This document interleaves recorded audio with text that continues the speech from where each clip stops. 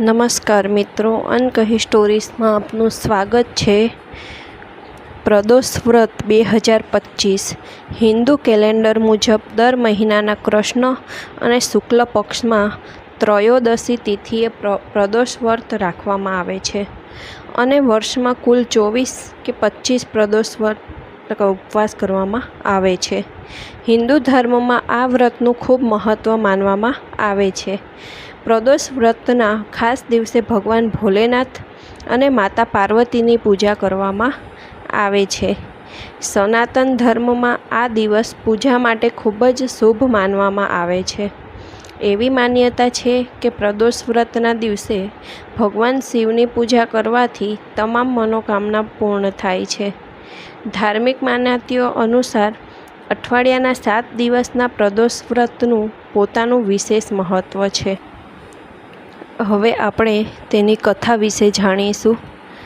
દરેક પક્ષની ત્રયોદશી વ્રતને પ્રદોષ વ્રત કહે છે। સૂર્યાસ્ત પછી રાત થતાં પહેલાંનો સમય પ્રદોષ કાળ કહેવાય છે। આ વ્રતમાં મહાદેવ ભોલે શંકરની પૂજા કરવામાં આવે છે। આ વ્રતમાં વ્રત કરનારે નિર્જળા વ્રત રાખવાનું હોય છે। વહેલી સવારે સ્નાન કરીને ભગવાન શિવને બેલપત્ર, ગંગાજળ, ચોખા, ધૂપ, દીપ સહિત પૂજા કરો। સાંજે ફરીથી સ્નાન કરીને આ જ રીતે શિવની પૂજા કરવી જોઈએ। આ રીતે પ્રદોષ વ્રતનું કરવાથી વ્રતીને પુણ્ય મળે છે। પ્રાચીન સમયની વાત છે। કોઈ નગરમાં એક શેઠ રહેતો હતો। તે અત્યંત દયાળુ હતા।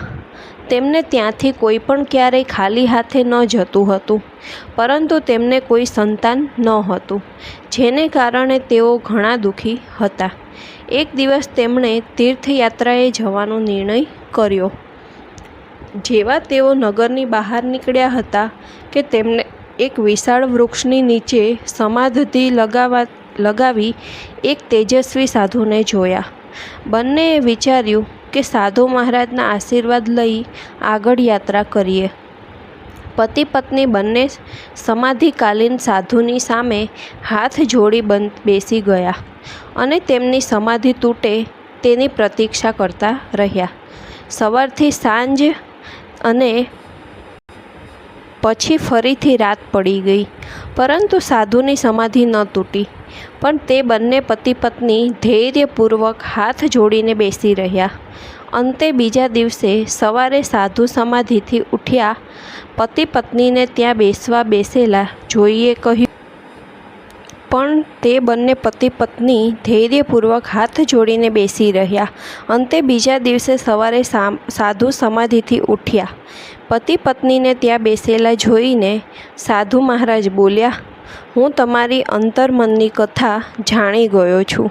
હું તમારા ધૈર્ય અને ભક્તિભાવથી અત્યંત પ્રસન્ન છું। સાધુએ સંતાન પ્રાપ્તિ માટે તેમને શનિ પ્રદોષ વ્રત કરવાની વિધિ સમજાવી અને શંકર ભગવાનની નીચેની વંદના બતાવી કે તીર્થયાત્રા કરીને ઘરે પરત ફર્યા બાદ તેમને નિયમપૂર્વક શનિ પ્રદોષ વ્રત કર્યા। થોડા સમય પછી શેઠની પત્નીએ એક સુંદર પુત્રને જન્મ આપ્યો। શનિ પ્રદોષ વ્રતના પ્રભાવથી તેમની ત્યાંનો અંધકાર પ્રકાશમાં બદલાઈ ગયો। તો મિત્રો, આ હતી પ્રદોષ વ્રતની કથા અને તેનાથી આપણને શું ફળ મળે છે। જો તમને આ વિડીયો વ્રત કથા પસંદ આવ્યો હોય તો લાઈક, શેર અને સબસ્ક્રાઈબ કરજો। જય શ્રી કૃષ્ણ।